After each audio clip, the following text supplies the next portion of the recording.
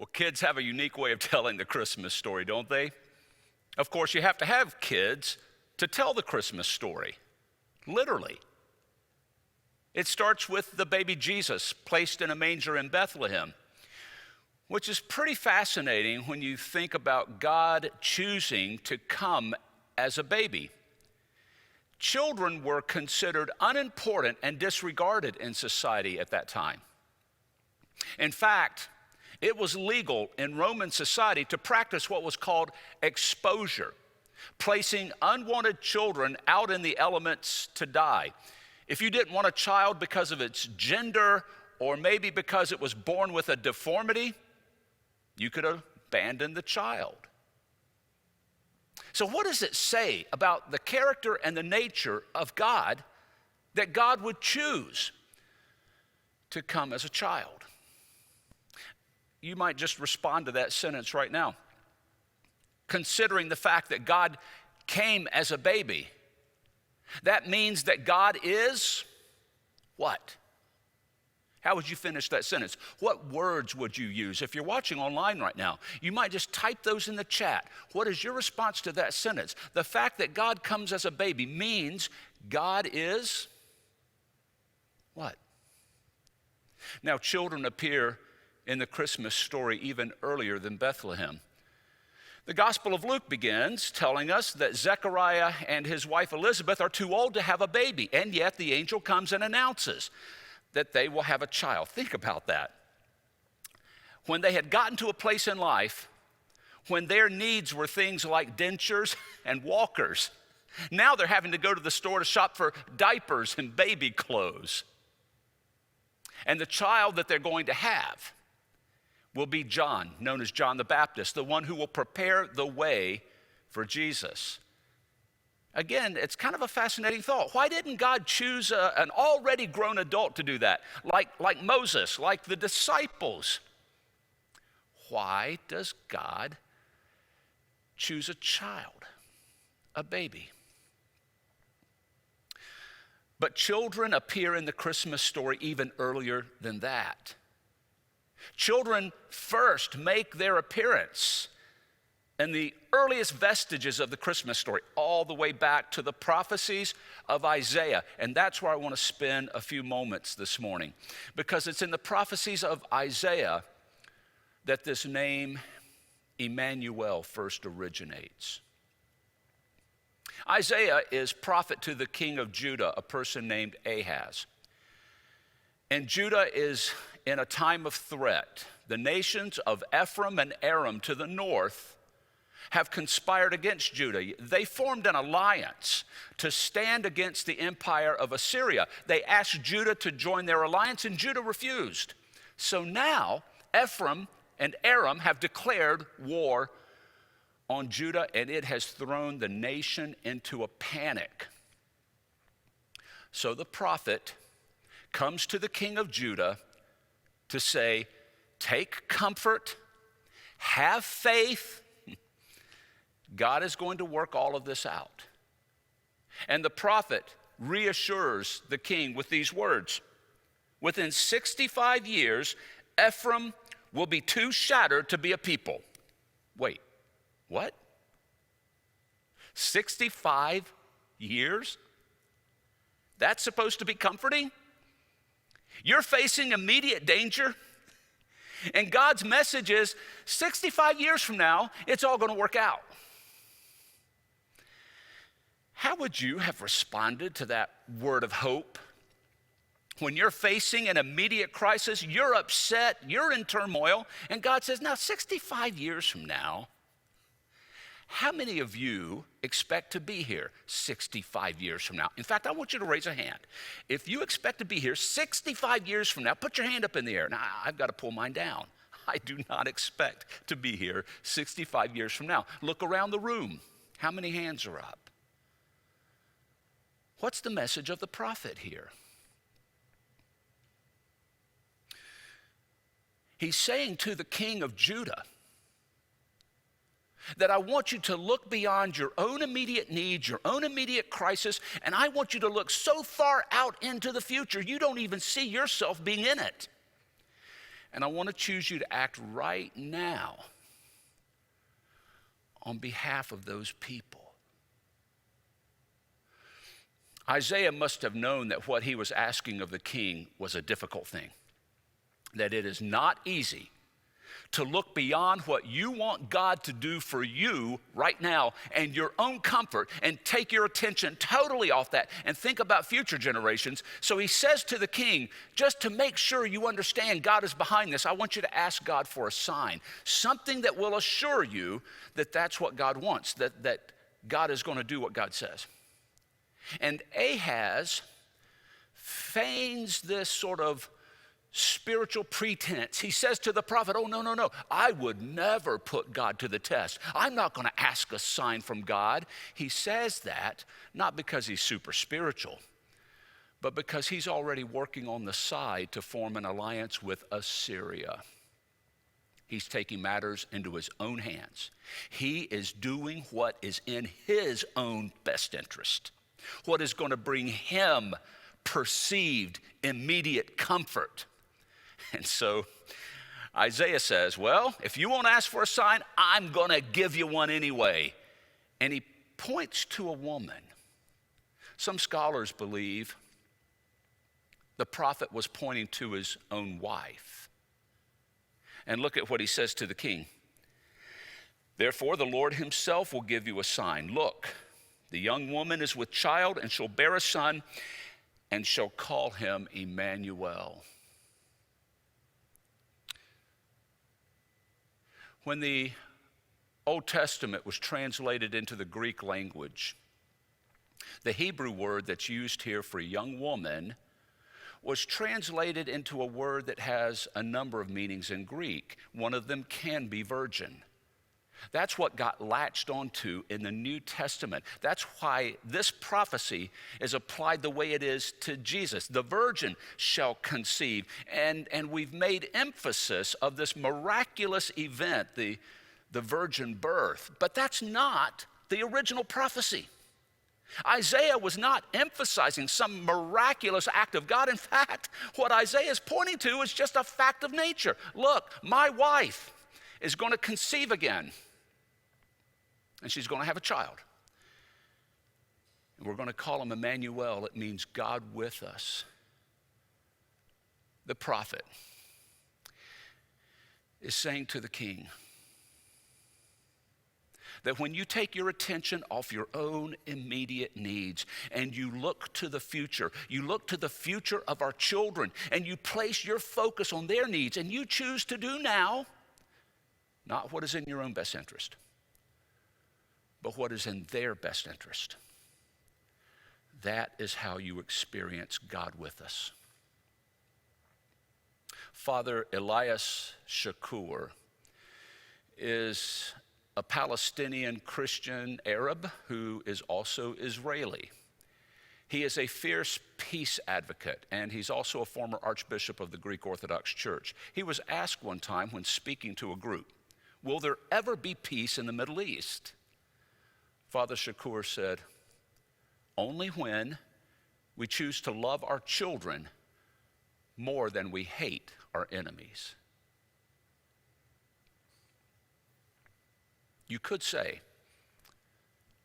that that is what Isaiah is saying to the king of Judah. If you want to experience God's peace in your life and in our world, then you must take attention off of your own immediate crisis, your own immediate needs, the things that make you turn inward,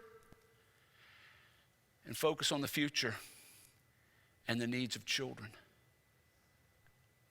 Our world still needs that today. Statistics say that about every 4 seconds, a child somewhere in the world dies of hunger. Last year, there were over 15 million AIDS orphans worldwide. Every 10 seconds, a child dies from malaria.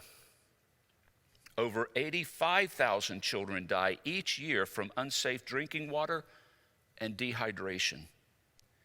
The average age of a homeless person in the U.S. is 7 years old. God's mission is to make the world better for future generations. And God does that through people who act now, not in what's in their own best interest, but in the interest of those future generations. That's what Christmas teaches us about the mission of God. That's what the appearance of children mean throughout the Christmas story, from the ancient Old Testament prophecies to the birth of John and Jesus. That God calls our attention to the needs of children and invites us to put them at the front of the story and act in a way that's in their best interest. And when we do that, that is how we experience God with us. Remember what I said earlier about the practice in the Roman society of making it legal to leave children exposed to the elements. The only people who would ever take these children in when they found them abandoned were slave traders. They would raise the children so that one day they could sell them. When did all that change? When Christians came along. People who followed a Savior who said one day, "Let the children come to me." And they said, if children mattered to Jesus, they should matter to us. And they lived by a value that because they believed that children are important to God, that means they should be important to us. Some scholars believe that this is when the practice of infant baptism became popular. When churches would take these abandoned children in and make them a part of the family of God, and they would baptize them. For certain, this is when the practice of having godparents came about. Families within churches would take these abandoned children into their homes and raise them as their own children, so that when they were baptized in the church, they took vows as godparents. When a church looks to the future, and it focuses not on what's in our own best interest, what keeps us comfortable, what meets our needs, but looks at the generations after us, generations that will outlive us, and we act now in what is in their best interest, we really do exercise a faith in Emmanuel, God with us. And that's how we find hope. You know, St. Luke's has spent a good bit of time this year in 2021 looking to the future. We've engaged in a future visioning process that you're going to be hearing a lot more about next month. Starting January the 8th, I'm going to lead a series on our future vision, which we will lay out on January the 30th. We've got different teams working on some of those goals, and part of those goals involves our mission outreach. Well, recently, these teams came together to give an update on the strategies and the goals that are being considered. And when Pastor Nicole and Lisa Rockesy shared information about what they are discovering about the needs of our society that we will feel called as a church to reach, I just found this information fascinating, and I asked them to share it with us today. As Pastor Rob has shared, the Christmas story reminds us that God's mission has always been to invest in the lives of those coming after us. And as God's people, we're called to join that mission today. Lisa Rockesy, one of our outreach ministry leaders, and I began to work with our team on the needs in our community. And we learned of a startling statistic that we believe is pointing us to where and who God is calling us to next. We learned that Indiana has one of the highest infant mortality rates in all of the United States. This rating puts us on par with the infant mortality rates in developing countries from the former Soviet Union. And what's worse is that this infant death rate is double for children of color and children living in poverty. Now, the infant mortality rate is so significant because it's what social scientists call a keystone measurement, or a statistic that's an indicator of the overall health or brokenness of a system of resources. So if a community has a high infant mortality rate, it's an indicator that the housing, education, food, and healthcare resources are not effectively supporting families. And the ones who pay with their lives are infants and children. But here's what we also learned. If we want to turn the tide on infant mortality in our community, we have to begin with diapers. Now, this is how you know that this is God's mission and not Lisa or mine. Because of the 5 children that we have between us that are all out of diapers, we swore that we would never, ever, ever go back. But here it is, and we hope you'll navigate that challenge with us, because providing diapers is a nightmare for many mothers in Indianapolis today. In fact, a mother working full-time with a minimum wage salary will spend 30% of her income just on diapers. And of all our federal programs for low-income parents, none of them cover diapers. This creates what's called the diaper deficit, where families cannot provide children with this basic need, and a whole host of physical and mental challenges compound and contribute to a rising infant mortality rate. And so, we envision that our church will join God's mission to invest in the lives of children by addressing the contributing factors of infant mortality and opening a diaper pantry right here at St. Luke's. Now, don't get me wrong, mothers won't just come here and receive a handout and leave. No, we imagine that every registered mother of our diaper pantry will have access to our Crooked Creek Food Pantry, to Freedom School, Back to School Extravaganza, Luke's Leaders, Angel Tree, English as a New Language, and our benevolence ministries, so that our church begins to wrap each family with resources that help children to not only survive, but to thrive throughout their childhoods. We will be a place where families in poverty experience that the lives of their children matter to God, and this church will wrap its arms around them like Jesus wraps his arms around us. I don't know how you found that information, but it was just fascinating to me. So in the future, we're going to hear about this. We're going to hear about diapers. We're going to hear about ways we can be involved in rescuing children and all of the many other ministries to support families. This will surface. Now, that's in the future. What about today? What can we do today? Of course, our Angel Tree ministry continues. We still have a number of names of children waiting to be sponsored. And so I hope after the service today, you will go by the Angel Tree table in the narthex, the gathering area outside the sanctuary, pick up the name of a child, because our gifts not only support the child, but the whole families. One of the things we realize is that during the Christmas break, more families are impacted because children who receive meal assistance at the schools don't get that during these weeks of break. It puts greater strain on the finances of a home to buy groceries. So it includes gift cards to buy groceries for families. If you're watching online, you might call the church office just to see if there are any names left and if you might adopt a family. What a great way to support families and children right now. Another important way is by helping some of the families still displaced by the fires at the apartments in Nora from just a couple of weeks ago. Bob Dillingham in our church is kind of a on-the-ground person who is connecting with organizations, providing relief and assistance. And the biggest thing we need there is funds to help families being kept in hotels in this intermediate period until they can find permanent housing again. We want to support the number of families who are still displaced and in need of some kind of lodging. And again, you can go to the website that you see on the screen or just call the church office to be able to provide help and leave a gift for these folks.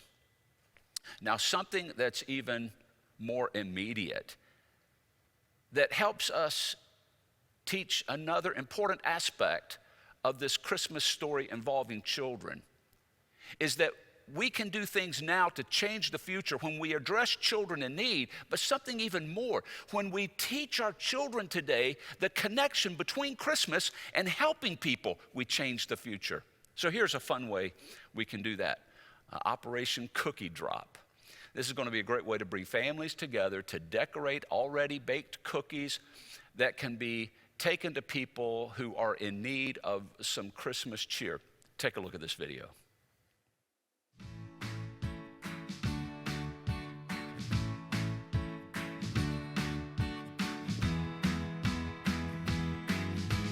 You make a cookie and you drop it on the floor.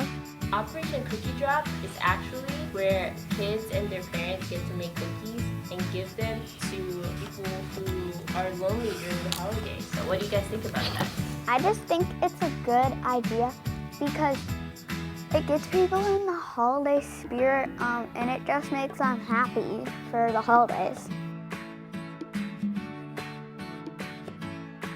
I would give my parents one, my grandma and grandpa. Me too. Grandpa. Tim. And then I'm getting them.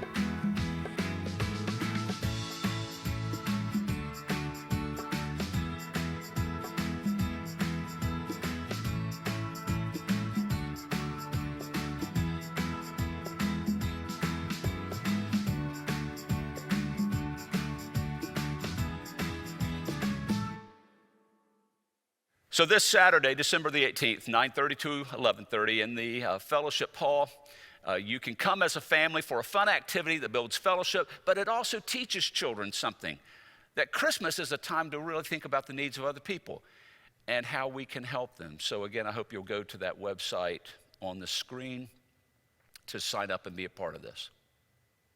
Let me close with a story. Horatio Spafford is the writer of the hymn, "It Is Well With My Soul." And that hymn came out of a great tragedy. Following the great Chicago fire, Spafford's business was devastated, and it took him several years to just begin to rebuild it again. And after a couple of years of hard work, he and his wife Anna decided to go on a trip at Christmas time with their family to Europe, just to kind of get away from all the struggle as the world begins to return, a time perhaps not too unlike our world right now. And they just wanted a time to celebrate as a family after so much hard work and pain and turmoil. A last-minute business need kept Horatio Spafford at home, but he sent his family ahead, his wife and their 4 daughters. But on the way to Europe, on a ship, in November of 1873, it collided with another ship and their boat sank. Anna Spafford was the only one of the family to survive, and when she was rescued and brought to Wales, she sent a cabled message to her husband with just 2 words: "Saved alone." Horatio Spafford got the message and made preparation to go and meet his wife in England. And before he left, he said to a friend, "There's only one thing I know for certain right now, is that I need to lean into my faith. This is a time when faith is demanded." When he was on his way across the Atlantic, when they got to the place where the ship carrying his family sank, the captain called him to the deck and pointed out this fact to him, that they were going over that very place at that moment. But Spafford refused to look down into the dark waters. Instead, he looked up and he felt this presence of God inspiring him to write words. "When peace like a river attendeth my way, when sorrow like sea billows roll." The words of the hymn, "It is well. It is well with my soul." Well, he would find out that his wife Anna had a similar kind of experience just days before. After being rescued on a boat and going to England, she was so sunk in depression, she just wanted to jump off the ship into the ocean herself.